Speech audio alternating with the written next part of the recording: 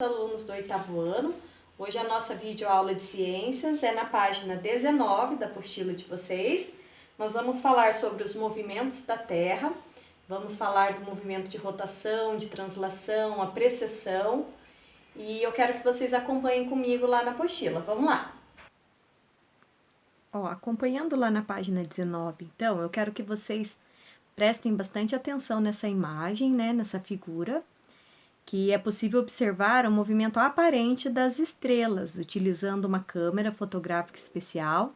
Ela precisa ficar mais tempo aberta e depois passar por uma edição. E olha o movimento das estrelas aí, que legal, ó. Viram que bonito? Agora vamos acompanhar aqui embaixo, ó. Os movimentos dos astros, eles foram observados e interpretados por diversas civilizações ao longo da história da humanidade. Como vimos, foi necessário o aperfeiçoamento de muitos instrumentos de observação e a evolução do cálculo matemático para chegarmos ao modelo heliocêntrico que utilizamos hoje.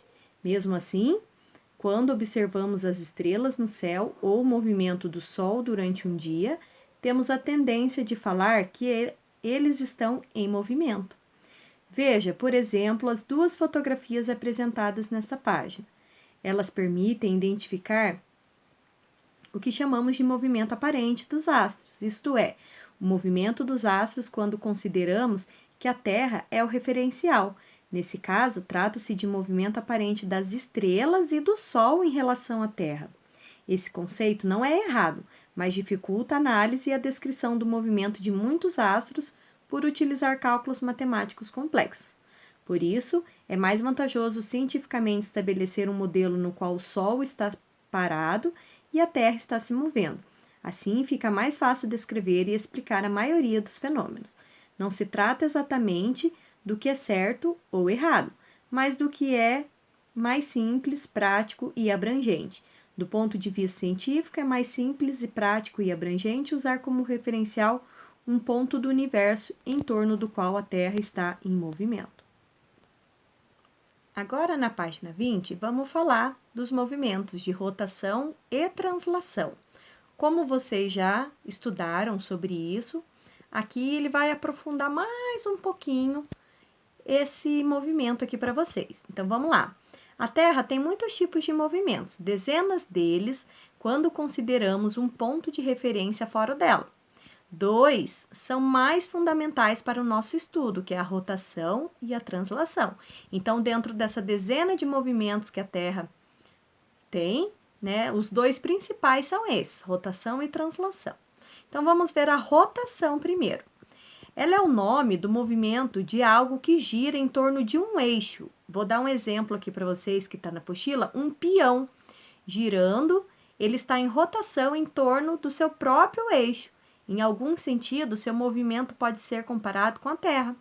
No entanto, a frequência de giro de um peão costuma ser muito rápida. Ele pode dar várias voltas em 1 segundo. A Terra tem uma frequência de giro bem menor. Completa uma volta em cerca de 24 horas. Esse movimento nos faz ver o Sol nascendo no leste, no horizonte, e se pondo no oeste, sucedendo dias e noites e definindo o período de tempo dia, dando 24 horas. Isso significa que, observando a Terra com o polo norte para cima, ela gira no sentido anti-horário. Na parte voltada para o Sol é dia, na parte contrária é a noite. Igual vocês estão vendo no desenho aqui, ó. Agora, o movimento de translação. É o nome dado ao movimento da Terra ao redor do Sol. Transladar ou transladar é se deslocar de um lugar para outro. A diferença com a rotação é que se apenas girasse em torno do próprio eixo, a Terra não sairia do lugar, mas tomando o Sol como referencial, a Terra se movimenta em torno dessa estrela, o que configura seu movimento de translação. Esse é o movimento se repete após cerca de 365 dias e 6 horas, definindo o período de tempo que é o ano. Como ficaria confuso termos anos com 365 dias e 6 horas, definiu-se o ano bissexto.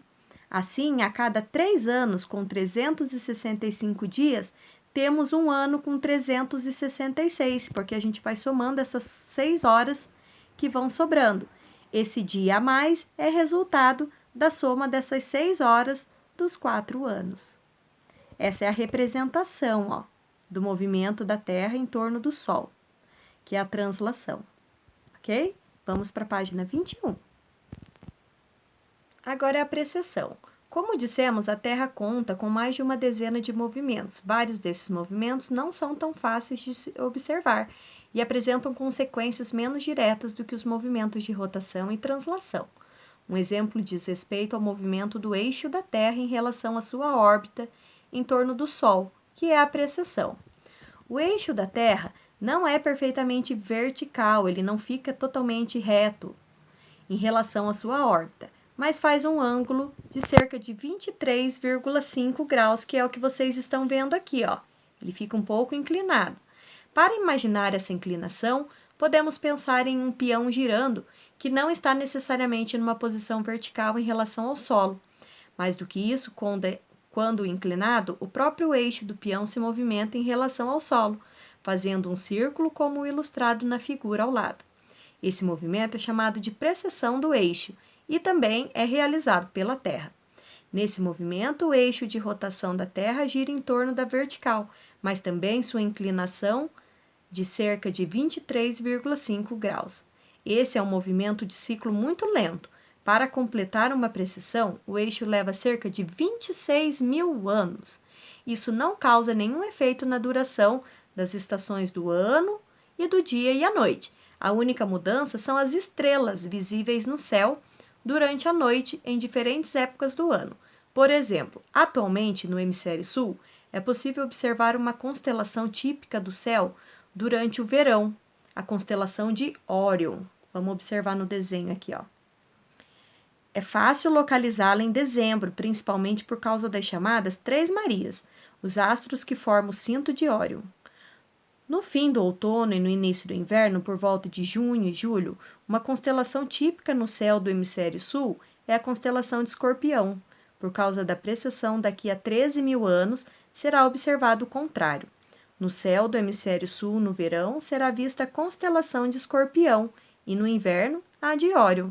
Serão necessários mais de 13 mil anos para completar esse ciclo. Então, a constelação de Órion voltará a ser vista em dezembro e a de Escorpião em junho. Ó, observam bem esse desenho aqui, ó, a constelação que eu acabei de falar para vocês, ó. Aqui na esquerda, nós temos uma parte da constelação de Órion, vista atualmente em dezembro no hemisfério sul. À direita, temos uma parte da constelação de Escorpião, vista atualmente em junho no hemisfério sul. Em razão da precessão do eixo da Terra, em 13 mil anos, isso vai se inverter, e Órion será vista em julho, enquanto Escorpião será vista em dezembro. Depois, outros 13 mil anos, completando o ciclo de 26 mil anos de precessão, voltará à configuração atual. Agora, na página 22, vamos falar um pouco sobre as estações do ano. As estações são as subdivisões do ano de acordo com os padrões climáticos gerais. No entanto, isso não significa que todas as localidades tenham as mesmas modificações de acordo com o período do ano. Características locais, como latitude, altitude e quantidade de água, podem provocar variações em relação ao padrão de temperaturas muito elevadas no verão, queda de folhas da vegetação no outono e temperaturas muito baixas no inverno, e desabrochar das flores na primavera. Vamos observar nos desenhos aqui, ó. Tem algumas dessas estações, ó. A primavera, primeiro desenho, segundo verão, terceiro desenho, o outono, as folhas caindo, e o último, o inverno. Olha a geada ali, ó, em cima da vegetação.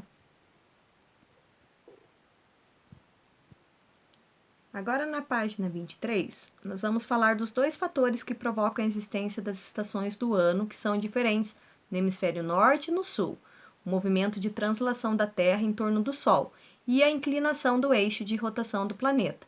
Se não houvesse essa inclinação do eixo, os hemisférios seriam iluminados por igual. Como o eixo é inclinado, um dos hemisférios é mais iluminado pelo Sol do que o outro, como mostra nas imagens aqui, ó, de vocês. Na segunda imagem, o hemisfério norte está recebendo maior incidência solar e por isso podemos afirmar que é verão nesse hemisfério. Os dias são mais longos, as noites são mais curtas e as temperaturas permanecem altas, mais do que a média para aquela região. Já no hemisfério sul ocorre o contrário, os dias são mais curtos, as noites mais longas e as temperaturas tipicamente baixas do que a média para aquela região. É o que acontece no mês de julho. Quanto maior a latitude, ou seja, quanto mais para o sul, no caso do brasileiro, mais perceptíveis são as diferenças entre as durações dos dias e das noites e as temperaturas máximas e mínimas do verão e do inverno. Próximo da linha do Equador, como na região da Amazônica, essas diferenças praticamente inexistem. Nessa região, as estações se caracterizam muito mais como períodos mais ou menos chuvosos. Aqui embaixo, ó, tem um desenho, então, explicando. Só quero fazer uma correção, que aqui, ó, tá solstício de junho, ele tá trocado. Esse nome do título é aqui e esse é aqui. O resto segue certinho de acordo com o desenho.